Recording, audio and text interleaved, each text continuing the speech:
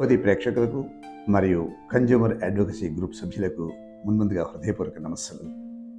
ఈ consumer advocacy group వ్యవస్థాపకులు Shri PVSN మూర్తి గారు ఒక చిన్న అంశాన్ని నాకు ఇచ్చి మీ ఆలోచనలు పంచుకునే ప్రయత్నం చేయండి అని చెప్పి ఆ అంశాన్ని నాకు వాట్సాప్ ద్వారా పంపడం జరిగింది. ఆ అంశం ఏమిటంటే, జేబులో డబ్బు చేతిలో సంచి పెట్టుకుని మార్కెట్కి వెళ్ళడం మాత్రమే సరిపోదు. ఏం కొనాలో, ఎంత కొనాలో, దాని అవసరం ఎంత ఉందో ముందుగానే ప్లాన్ చేసుకోవాలి. ఈ అంశం చదివిన వెంటనే నాకు కళ్ళ ముందు సాక్షాత్కారమైంది. ప్రతి మిడిల్ క్లాస్ సిటీలో కూడా ఈ మధ్యకాలంలో ఉధృతంగా ఓపెన్ చేస్తున్న పెద్ద పెద్ద షాపింగ్ మాల్స్, దాంట్లో అనేక రకాల వస్తువులు ప్రదర్శించడమే కాకుండా బయట చిన్న చిన్న షాపుల్లో కంటే చాలా తక్కువగా దాంట్లో రేట్లు ఉండడం, అక్కడ డిస్ప్లే చేసిన ఆ వస్తువులు చూసిన తర్వాత ఒక వస్తువు కొనాలి అనుకుని చెప్పి అక్కడికి వెళ్ళి అనుకోకుండా 10 వస్తువులు కొనుక్కురావడం, అది ఎంత అవసరం ఉంది ఏంటి అని తెలియకుండా అక్కడ చూసిన అట్రాక్టివ్ ట్యాగ్స్, డిస్కౌంట్ సేల్ అని, లేదంటే 3 కొంటే 1 ఫ్రీ అని, ఇట్లాంటి అనేక రకాల ఆ డిస్ప్లేలు చూసిన తర్వాత సామాన్యుడు ఏదో ఒకటి కొందామని అనుకుని అవసరం లేకపోయినా అనేక వస్తువులు కొనుక్కొని ఆర్థికంగా ఇబ్బందులు పడుతున్నాడు. కాబట్టి ప్రతి వినియోగదారుడు షాపింగ్కి వెళ్లే ముందు అతను ప్లాన్ చేసుకోవాలి. అతనికి కావలసిన వస్తువులు ఏంటి, ఎంత పరిణామంలో అంటే ఎంత క్వాంటిటీ అది కావాలి, దానికి బడ్జెట్ ఎంత, ఇట్లాంటివన్నీ కూడా ముందే ప్లాన్ చేసుకుంటే అతనికి సమయం ఆదవుతుంది, అనవసరంగా ఖర్చు పెట్టవలసిన అవసరం లేకుండా పోతుంది.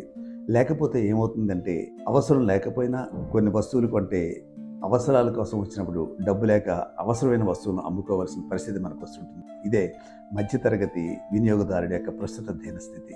కాబట్టి వినియోగదారులందరినీ కోరేది ఏంటంటే, ముందుగానే ప్లాన్ చేసుకుని ఖర్చులను నియంత్రించుకుందాం. అదేవిధంగా అక్కడికి వెళ్ళిన తర్వాత కూడా ఆ వస్తువులు ప్యాకెట్లపై ఉండే ప్రైస్ని చూడండి, వెయిట్ని చూడండి, దాంట్లో వాడి పదార్థాలు ఏమిటో తెలుసుకోండి. అలాగే మ్యానుఫ్యాక్చరింగ్ డేటు, ఎక్స్పైరీ డేటు, ఇవన్నీ కూడా క్షుణ్ణంగా పరిశీలించిన తర్వాత ఈ వస్తువులు తీసుకునే ప్రయత్నం చేయండి. ఇవన్నీ చూడడం ద్వారా మనం నాణ్యమైన వస్తువులు ఎంపిక చేసుకోవడానికి అవకాశం వస్తుంది. అదేవిధంగా మనం తెలుసుకోవాల్సింది, స్మార్ట్ షాపింగ్ అంటే కేవలం డబ్బు ఖర్చు చేయడం కాదు. అవగాహనతో, జాగ్రత్తతో, ఆరోగ్యాన్ని దృష్టిలో పెట్టుకుని, ఆర్థిక వనరులను కూడా ఆలోచించుకొని అవసరాల మేరకే వస్తువులు కొనాలి తప్ప, అక్కడ ఉన్నాయి కదా రేపొద్దున అవసరం వస్తుందేమో అని చెప్పి అట్లాంటి వస్తువులు మనం కొని ఆర్థిక ఇబ్బందుల్లో పడితే రేపు మనల్ని ఆదుకునేవాడు ఉండడు. కాబట్టి ఆరోగ్యకరమైన జీవన శైలి కోసం స్మార్ట్ షాపింగ్ చేయండి. అదేవిధంగా క్రెడిట్ కార్డులు, ఆన్లైన్ పర్చేజెస్, ఇవి కూడా చాలా టెంప్టింగ్ ఫ్యాక్టర్స్. దాన్ని కూడా వాడేటప్పుడు చాలా జాగ్రత్తగా వాడండి. ఆన్లైన్లో ఆర్డర్ ఇచ్చేటప్పుడు ఏదో ఊరికనే వస్తుంది అనుకుంటాం. క్రెడిట్ కార్డు స్వైప్ చేసేటప్పుడు కూడా పర్వాలేదు అనుకుంటాం. తర్వాత పేమెంట్ చేసేటప్పటికి వచ్చే ఇబ్బందులు అది అనుభవించే వాళ్ళకి తెలుస్తుంటాయి.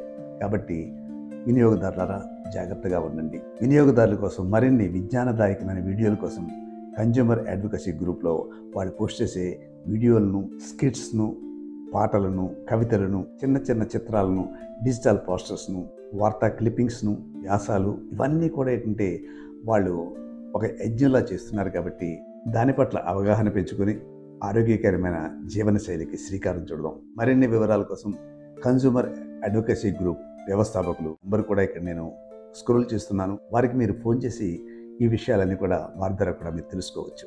ఈ వీడియో మీరు చూసి కేవలం మీరే దీన్ని ఉపయోగం పొందాలంటే అది కూడా సాటి వినియోగదారుడికి మనం మోసం చేసినట్లే.